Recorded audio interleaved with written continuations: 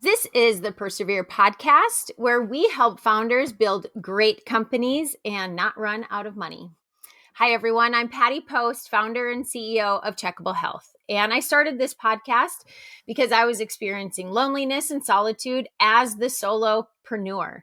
And I didn't have relevant content at the time or at the stage of company that I was building. So, like any entrepreneur, I set out and created a podcast to help all of you out there. So, thank you so much for joining me. Today, I have a guest that is truly special. We did an amazing pre-interview and really got to know each other. Her name is Nicole Cadaret, and she is the co-founder and CEO of Listen Lively. Nicole, thank you so much for joining me today. Hi, it is a pleasure to be with you. I do want to correct. I am not CEO. I'm co-founder and head of design. I have a tremendous CEO and a tremendous CTO who are my two other co-founders. And we make a unholy trinity, but we all do. That's right. Yeah, we all do very different, distinct jobs, and I'm incredibly grateful to be partnered with people with such integrity and talent. And three of you that are leading with your own category that you're responsible for. That's correct. Yeah. And our leadership team has grown to 8 with a chief product officer, general counsel, head of people, head of clinical operations. Like we've grown, we've in the 4 years since we've been around. I am coming up on my 4th year anniversary as employee number 1 and co-founder. We were acquired last December. And the leadership team, grew from the 3 of us to now I think we're 7 or 8. And it has been just incredibly fascinating to grow and scale from something that was like 3 people working, literally fighting for closet space to hold meetings, to being part of a billion-dollar company that is GN Hearing that is GN that we were acquired by in December. Congratulations on the acquisition. Thank you so much. Yeah, it's been really great. That is so cool. So 4 years, I'm sure people that are listening, just like me, is like, oh my gosh, 4 years, that is no time at all. That goes by like that. So when you founded the company, how soon after was the other group established after that? Sure. That's such a great question. So we started, as I said, in 4 years ago, and we were started by a venture studio. So while I am someone with hearing loss, I was not sitting in my garage because I live in Brooklyn. We don't have a garage. I was not railing against the industry, wondering how I was going to disrupt it. Rather, it was serendipity, right? I was I had been at a startup and was looking for a new opportunity, something that was mission driven, and specifically something in healthcare because it is a passion. And I walked into a venture studio, and the role that I was talking with them about was just not for me. And I showed them that I wore hearing aids, and they went, can you sign this NDA? And I did. And they said the first product, the first company that we want to launch is to sell hearing aids online. And I said, oh my God, sign me up. Yeah. And that really was the opportunity to be a co-founder. And as I mentioned, Patty, this is my 4th startup. So I've worked at a number of other startups. And the venture studio path was really great for me because it was a researched industry. They knew what they knew what the company goals should be, and they set out to hire a team to launch it. And so instead of founders kind of the more traditional route of startups, it was this venture studio who was finding people with the skills that they needed and building that team. And so we were founded out of a studio called Redesign Health. They have launched a number of other healthcare tech companies. And the 3 of us started, and it was, really the goal was to launch as fast as possible in order Mhm. to learn. And I Mhm. think what, when we think about the trajectory of the growth, it really was focusing on, while building out a robust customer post-purchase customer experience. How do we Mhm. mechanize that? That was not our number one goal. It doesn't matter until you have customers, right? So Right. I have this amazing, not I, Lively, our company is blessed to work with Dr. Christina Callahan, who was, I think she was employee number 4 or number 5. She basically saw, not basically, she saw 1,000 patients our first year. Wow. She built out that entire experience. She got herself licensed in all the states where we needed to be licensed, and built out that very manual process of treating customers, because we were really spending our money on, is this an industry that really could be served Mhm. but through an online experience. So kind of proving out that model was job number one. And then we were always concerned with making sure that our patients were, our customers were well served post purchase, but we weren't in the market of like, our business was not mechanizing that experience yet. And that's really where we are today. Is like, how do we productize all those things that we have lots and lots of doctors doing to something Mhm. that is potentially more automated? And is more approachable too. I feel like your brand is so approachable, versus you don't really see, uh, you don't see commercials for hearing aids really.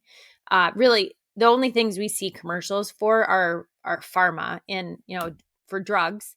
Yep. And that's how I found out about you actually, is I saw your commercial, and that's what I wanted to talk about today. Was I think that your commercial is so engaging because it does position that transformation. Like, I think of it as like, get back to life, like use this product, get back to life. And from your research, I'd love to get into, how did you go through that really hard process? Because we want lifelong customers. We want Mhm. customers that really buy into our brand and know us. And especially for hearing aids, you're not going to jump back and forth to all of these companies. They need to be really good with it. So going back to those early years, I'm glad that you brought up your chief medical officer as well, because there's research involved. But what about the psychological research and that customer experience from what you know of brand? How did you take this differently? Yeah, that. Thank you. That's such a great question. When we first started, we were doing lots of kind of usability testing. We had done research that was very reactive, right? So we would, we were launching, and we're like, "What do you think?" And some of the feedback we got was like, medical care, and a woman said, "I'm not bleeding," right? And really, it's Mm. starting to understand that people do not perceive hearing aids as the hearing loss is not perceived as a disability. For most people, age-related hearing loss not perceived as a disability, and it's not perceived as as something overly medical. And so, starting to see that feedback from the reactions of content that we put in front of people, right? So the website and whatnot, marketing materials, we stepped back, and we spent some time with a company that we were just talking about, Galileo Research, who we did a focus group with cohorts of people who were like 55 to 65, who knew that they had hearing loss but hadn't done anything about it. Same age group with people who had done something about it, and then older constituents. And then finally, the last group were influencers, right? So spouses and children and best friends of people with hearing loss, whether they treated it or not. And that exercise that we went through with Galileo was very psychological. There was lots of like, so if Sarah, Dr. Sarah would ask the participants, so if you can't speak to your husband, if he can't hear you, what does that mean? Well, that means that I have to, it's a burden. I have to, do all the translating for the doctor. And what does that mean? Well, it's really, I'm not sure I'm getting it right. The information, this is a different vocabulary. I feel overly responsible. And so what does that mean? And so really getting to the root cause of how hearing loss affects people, both the people who experience hearing loss and the people who love them, right? And so what we learned is that hearing loss is really equated with aging. And aging is especially in our society, is a very difficult thing to accept. Our whole culture is built on not accepting aging loss, hearing loss, not accepting aging, right? Just saying we're young forever. And so, how do you, from a brand standpoint, understand customers, right? But Yes. understand that that is their barrier, right? And Mm-hmm. how do we connect with them? And so, one of the things that from the Galileo research we realized is that if I need hearing aids, I'm worried that other people will think I'm old. Right. But the most Yeah. important thing is that I will think I'm old. Yeah. I have to accept my hearing that I have hearing loss and therefore I'm old. And holy smoke, that's terrible, right? That feels Mm-hmm. bad. And Yeah. so what we try to do from a brand standpoint is build a permission structure for people to treat their hearing loss. And so look at where are the places that aging itself has has changed, right? There is people that I work with are in their 60s and 70s, right? They have decades of experience and they are not going anywhere. And Yeah. so they just simply need the tools and the processes that are incredibly convenient that keep them engaged with the Mm-hmm. world. And so that's what we try to do is find people where they are to disrupt that vision of hearing loss means that you're old, right? One of the things, Patty, I think that you and I might have talked about is that people's perception of hearing loss and hearing aids begins decades before they're actually in the market, right? Yes. Yeah. I'm sure. Do you, if you know someone with hearing loss, your vision is from a grandparent or a great Yeah. aunt or uncle who had this big bulky thing in their ear, Mm-hmm. and they were kind of left out of the conversation. And Yes. hearing aids are technology, just Yeah. like anything else, they've advanced. And so, what we want to do is, again, build that permission structure for people to investigate and to learn what hearing aids are today and how they can work in their life. That transformation of like breaking what's in our mind, because I completely think of my grandma with hearing aids and her having to take them out because they were uncomfortable, and literally she would just sit at the table and like not she just like was not engaged at all. Yep. And when my brother got hearing aids, he did what you were saying. He was sick of missing out of little pieces of conversation with work, and he knew he had so much more to give. He's like, I'm not quitting work. Like, why would I step back? And he's just went all in. And you have to, there are those people in the middle there that are like, well, I don't want to tell my friends that I have them, but even there's so much technology in it. It doesn't, it seems like it wouldn't be that big of deal, but It's a psychological milestone. yes. That's the thing. You really do not. Um, uh, you do, the decision making process does not start with a vision of technology improving your life. Yeah. You're really looking at. Um, I have hearing loss. I am removed from the conversation. I see this happen to other people, and they are old, but I'm not Mhm. old. So clearly my Mhm. hearing loss isn't that bad, right? So Mhm. there's really this, you have to think about where people are in that journey. And where we really focus is uh, the people who are ready to buy, right? Yeah. Whether Okay. they've gone through a lot of that journey. So the typical person with age-related hearing loss waits 5 to 7 years from the time that they know that they have hearing loss until they do something about it. Wow. Because unlike me, right, my hearing loss, I experienced sudden hearing loss. In 10 minutes, I lost all the hearing in my left ear. That is very atypical. But what the benefit for me was, it was like a light went out. Like, holy Yeah. smoke, I can't Yeah. hear. I'm making mistakes at work. My husband's, repeating himself 1,000 times. My children are frustrated. It was very easy to see that something had changed. And I am, I've worked in tech for a long time. I am looking for a tech solution to solve my problem. So it was very Mm-hmm. easy for me. Mm-hmm. But if hearing loss is gradual and you think that you're doing much better than you are, right? You're compensating, you're reading lips. You don't realize how many times you're saying, what? Yeah. That it's hard to understand that it's gotten really bad. And Mm-hmm. often it takes a real trigger for a spouse, someone at work to say, you need to check your hearing. We Yeah. hear a lot of stories where people are kind of like, an outside force. But there are people like your brother who Mm-hmm. say, I've had enough. Mm-hmm. I know that hearing loss is impacting my life and I'm ready to fix it. And I would say Mm-hmm. so many of our reviews are like, why did I wait so long? Yeah. The only Yes. truly the only barrier is themselves and their psychological approach. Mm-hmm. Changing from psychological to that brand, you have an art background.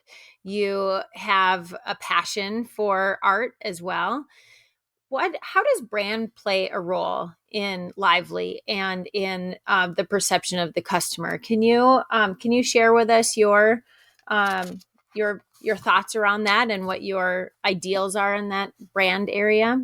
Sure. I would say, so I was trained as a visual designer in school, and I did a brief stint at a science museum, working at a science museum, which was fascinating. And I met my husband there. But when I moved to New York. I'm dating myself in the mid '90s and mid to late '90s, and a friend of mine who eventually became my boss and my business partner and my longtime friend. She said, you should come down to this ad agency. We're making websites. And I was like, I don't know anything about websites. I don't. Mm-hmm. And she's like, oh, honey, nobody does, because Mm-hmm. it was, back in the day. So new. And Yeah. it was so new. And I fell in love. I just loved tech. I loved the ability to experiment and try things. And so once I started in tech, I never left. And I worked as a consultant, really starting much more around brand, Okay. focusing on building kind of brochure websites and very brand focused.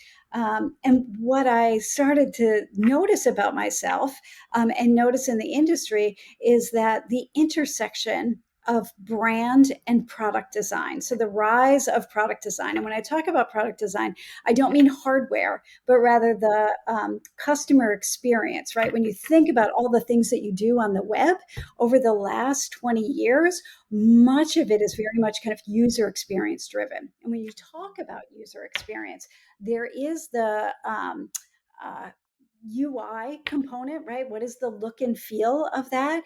But there's also like the psychological. And then at the highest level, there's that brand emotional level. And I will tell you, I love it all. And so I think I have never specialized. So there are places in my career where I've spent time in like user experience, time in brand, but being able to employ all of those skills to build a cohesive brand, I think is the thing that I'm kind of proudest of. And when I think about like the special sauce that I can bring, it's that Yeah. experience across all of those things, and kind of not being precious about it. Right? So Yeah. just knowing all of the life cycle of brand and experience and where you need to let loose and find out what does the brand need to do and be and shape in order to drive performance, and then where does that brand need to you really need to raise the bar and provide a superlative brand experience. So, for example, in unboxing, right? What does that tangible thing feel like? And that's a big investment. You want to spend a lot of brand time there. But like some of the marketing materials, how do we attract people? You got to play, in my opinion, play a little bit fast and loose so that you figure out what connects with customers and evolve the brand around that. How early should all of that type of research and work, how early in a product life cycle should it begin? I would say start with foundational research Mm-hmm. and launch, right? Like Okay. you Yeah. cannot, you could spend all day researching, but what it's incredibly important, but Mm-hmm. you have to stop and you have to make something and you have to see how the world reacts, right? Because Mm-hmm. we really encourage at Lively big swings. I am Mm-hmm. wrong as often as I am right, and it is incredibly important that you never stop the research and the Mm-hmm. testing. Mm-hmm. But getting something out there, having an awesome pitch deck is not going to get you as far as having something in market that you can point to and evolve and grow, Mm-hmm. in my opinion. I completely agree. Just get out there and do it. Get out there. You got to get it out there. Yep. There's a lot of proof of concept that you're able to do. Being able to show investors, customers, what the experience is going to be is incredibly important. Mm-hmm. When you look at the product positioning and messaging and the brand personality, Mhm. um, how do you think that aligns with the early foundational work? Because it seemed for us at Checkable, we keep going back to that first brand audit that we had, the Mhm. brand identity that we set out. And it's amazing how even in a few months, we can even get a little off track. Like, wait, we're sort of being who we didn't set out to be. Is this really right? When you get the brand and the creative and the marketing and business development, things can go off track. Does that does that resonate with you? Do you have anything that comes to mind when I say that? Yeah, definitely. So we are just, I would say, the last like year building out a product marketing function. That was definitely something that we would um, the CEO would work on it. I would work on it. We were doing, I said I was getting my associate's degree in product marketing, right? Like Yep, we were, yep. working with our manufacturing partner to really, for example, when we launched a new product, working with our manufacturing partner to understand the product benefits, talking with our audiologists on like, how would you counsel someone? How would you articulate those, right? So kind of taking the hardware specs and then the medical specs, and then working with marketing to kind of like wrap that into something that is compelling to an audience. And I think that from a brand standpoint, we had very strong visual guidelines. And I think that we really know who we are and what our product offering is, through more through these touchstones of marketing messaging that we've kind of like developed. But I'm not being articulate here.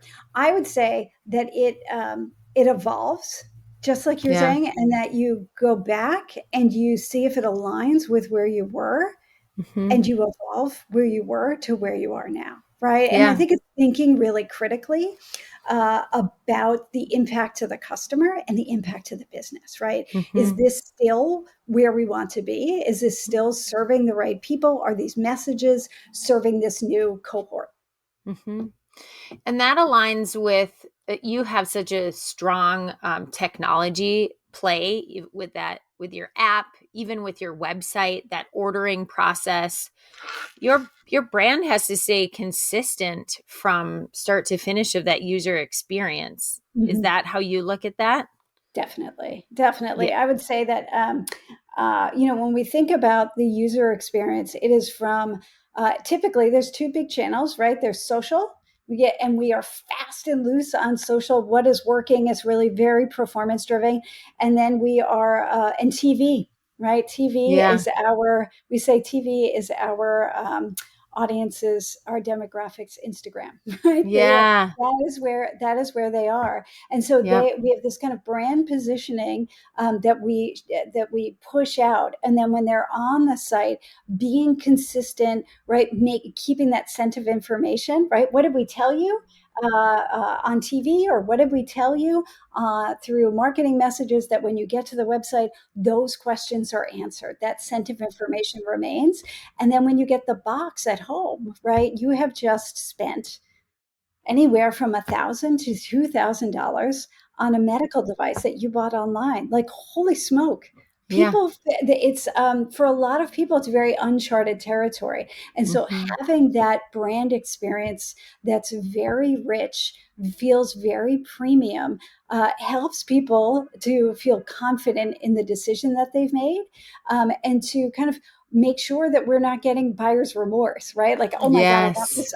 I bought this thing. I don't know what to do with it, right? Like, how do Yeah. we build confidence that you can do this? And so that whole experience, we're thinking about brand, but we're really thinking about, when I talk about brand, we're really thinking about the customer, how the Yeah. customer feels. A lot of our briefs are like, what is the customer supposed to feel? Right? Sure. Hmm. What do we want them to take away? But how are they supposed to feel about it? Right? Is it confidence? Is it excitement? Right? There are different moments in the brand experience where you want to telegraph different feelings. Yeah. And you want them to have an exceptional experience so they tell their friends. I would assume that in that demographic that they tell their friends what's working and what's not. It's so funny for hearing aids. People are, a discrete model is incredibly important. People feeling like no one's going to know, and then when they buy them, they tell everybody, right? They out themselves. I did the same thing I have incredibly short hair, and when I got them, I thought people were being nice. I thought they were, pretending that they didn't notice, and I showed them, and they were shocked, right? Like, oh, and they were Like, also like, awesome, good for yeah. you. I'm so glad. Yes. But you Yes. do. There's this kind of like very private experience around purchasing the hearing aids. But once they get them, they, myself included, you tell everyone you know. And I think one of the fun parts of Lively is because we are innovative and we are kind of Hmm. disrupting the traditional model, is it allows our customers to kind of be the cool kid, right? Like, Yeah. I got these hearing aids. I got them online. They were like so inexpensive, but they're awesome. And it Yeah. allows them to kind of be like the hero for their friends, which Yeah. I think is it's kind of cool. That goes back with um, associating yourself with a brand that is high tech too. Like, Absolutely. hey, I might be old, like thinking of my mom who's 81, but I'm an early adopter. I remember when she pulled out her app and she was showing us everything and the grandkids, and we did. It was a way for her to relate to younger generations as well. 100%. I always say with the app controls, you can, instead of like fiddling behind your ear, you can just Yeah. play on your phone like everybody else at the restaurant. Yes. It's the technology fits into your life pretty much the way all other technology does. Yeah. I love it. So easy to incorporate. So, we'll wrap it up, but I'm curious of what types of groups that you're associated with, being an executive and living in Brooklyn. If you're involved in any women organizations, women in business, or med tech organizations that you could share and potentially promote.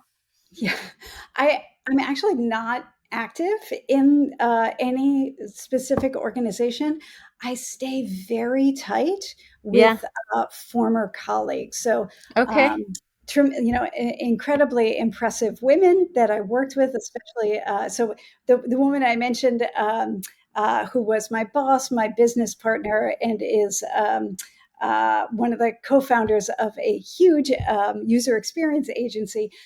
So I'm having dinner with her next week. Many of the people that I worked with at Quidsi, which was the parent company of diapers.com, where that was my first startup, and being able to connect with these women who have gone on to be CEOs of Vimeo, co-founders and CEOs of Chief, of people who are, CMOs at Walmart, Jet.com, like all of those people. It's much more, I'm very fortunate that it's a very Mm-hmm. organic relationship. Yeah. And it's not all women, but it's a lot of women. But